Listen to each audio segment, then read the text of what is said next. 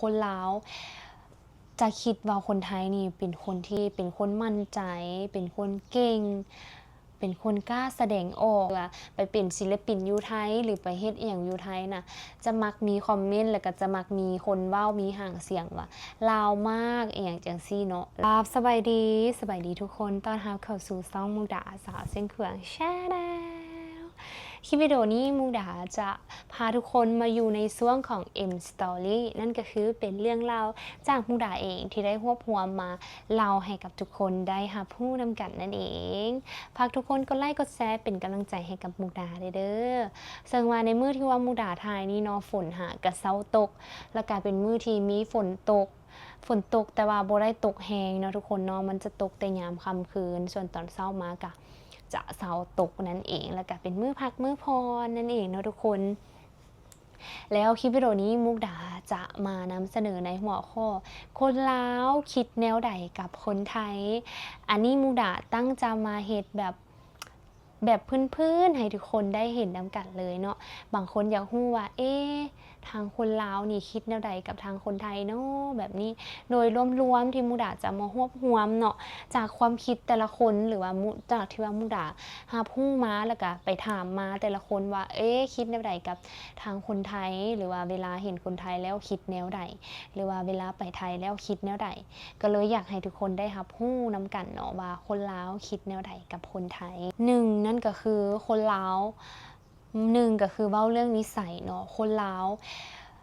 จะคิดว่าคนไทยนี่เป็นคนที่มั่นใจเป็นคนมั่นใจเป็นคนเก่งเป็นคนกล้าแสดงออกเป็นคนที่บ่ยอมคนแบบคันว่า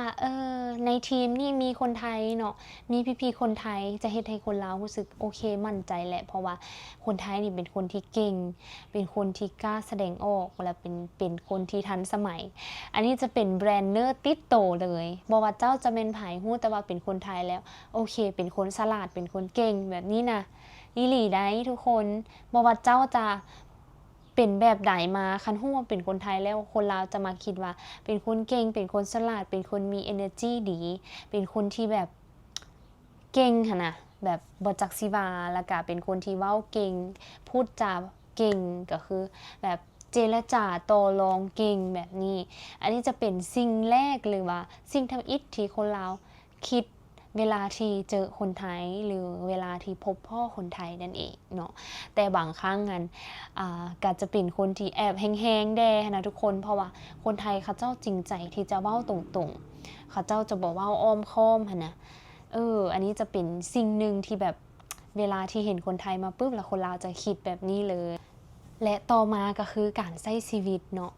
การใช้ชีวิตคนลาวคิดว่าคนไทยนี่เป็นคนที่แบบ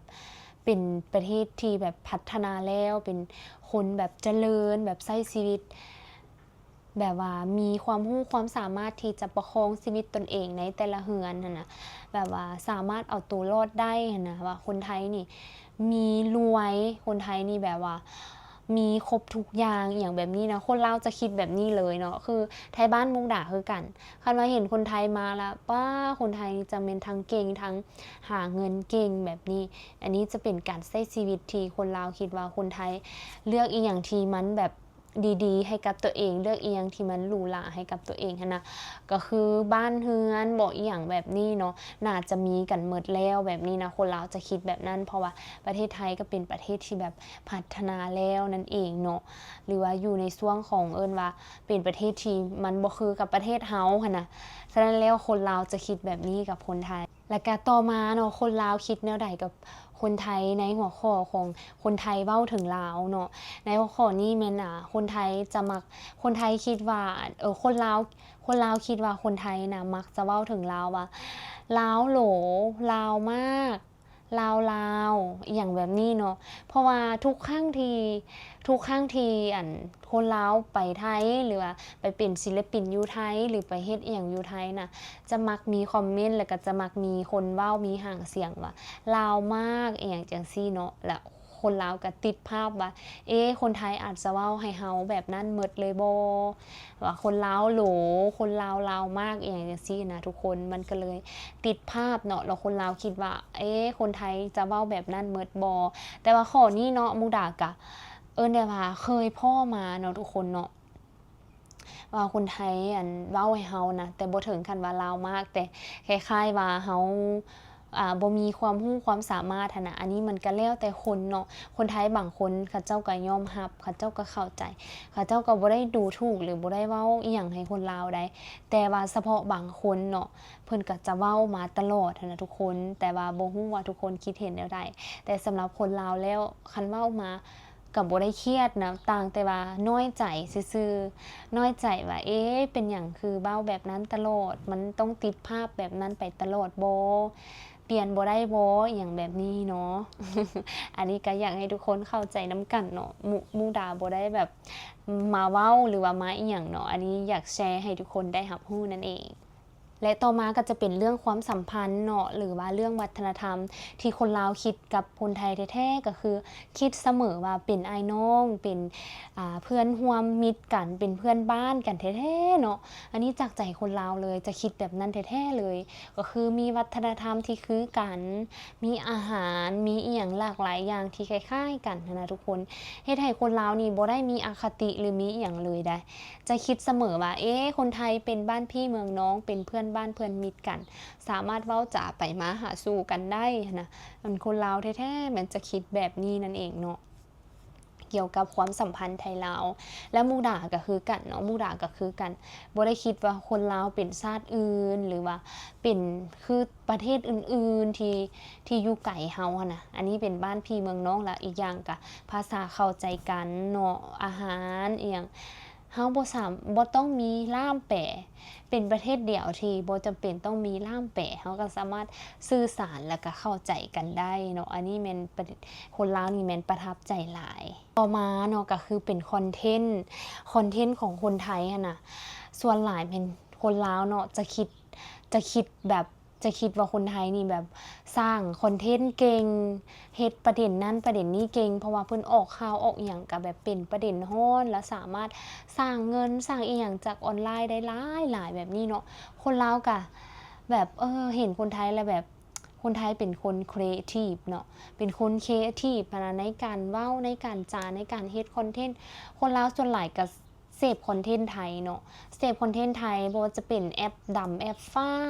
แอปแดงก็คือจะเสพหมดเลยคนลาวรู้สึกว่าแบบดีใจที่ยังมีสื่อไทยให้เสพนะอันนี้เป็นสิ่งหนึ่งที่แบบคนลาวแบบว่ามีกระจิตกระใจบางคนเป็นอีหยังมาหรือว่าบ่มีหยังมาเบิ่งคอนเทนต์ไทยก็เฮ็ดให้มีชีวิตชีวาหลายขึ้นเนาะมีทั้งคอมเมนต์มีทั้งคอนเทนต์ตลกและก็คอนเทนต์อื่นและอันสุดท้ายก็คือคนลาวอยากบอกหยังกับคนไทยหลายที่สุดเนาะที่ว่าคิดกับคนไทยบ่ที่ว่าคิดกับคนไทยเนาะก็คือคนลาวเนาะอยากส่วนหลายหั้นนะอยากจะบอกว่าแบบคิดกับไทยแบบพี่น้องแท้ๆหั้นนะบ่ได้คิดเป็นอันอื่นเนาะบ่ได้คิดเป็นดราม่าเป็นคำเว้าดูถูกหรืออีหยังเนาะคิดเสมอว่าเฮาวัฒนธรรมคือกันเฮาฮิตของประเพณีบางอย่างคล้ายๆกันมีบุญออกพรรษาคือกันมีวัดคือกันแบบนี้มีอาหารคล้ายกันเนาะแล้วก็ชายแดนติดกันนั่นเองเนาะก็อยากฝากบอกคนไทยว่าบ่อยากให้แบบเว้าบางทีคนลาวก็น้อยใจเนาะบางทีเว้าลาวมากลาวจริงๆทำไมลาวจังอย่างแบบนี้เนาะบางคำศัพท์มันก็ติดหูเฮามาตั้งแต่ใดแล้วนะทุกคนแต่ก็บ่ได้เครียดหรือว่าบ่ได้จะดราม่าอหย่างเนาะทุกคนเนาะแต่ว่าแอบน้อยใจซื่อๆเพราะว่าคนลาวบ่ได้คิดแบบนั้นนั่นเองเนาะทุกคนเนาะอันนี้ก็เป็นรวบรวมทุกสิ่งทุกอย่างที่เป็นคนลาวคิดยังไงกับคนไทยหรือว่าคิดแนวใดกับคนไทยที่มุกดาได้รวบรวมมาให้ทุกคนได้รับรู้นำกันนั่นเองแล้วทุกคนเด๋คิดแนวใดกับทางประเทศลาวแล้วก็คิดเห็นแนวใดเนาะสามารถคอมเมนต์บอกมุกดาได้เด้อสำหรับคลิปวิดีโอนี้มุกดาจะได้ลาทุกคนไปก่อนเนาะแล้วพบกันใหม่ในคลิปต่อไปบ๊ายบายสบายดี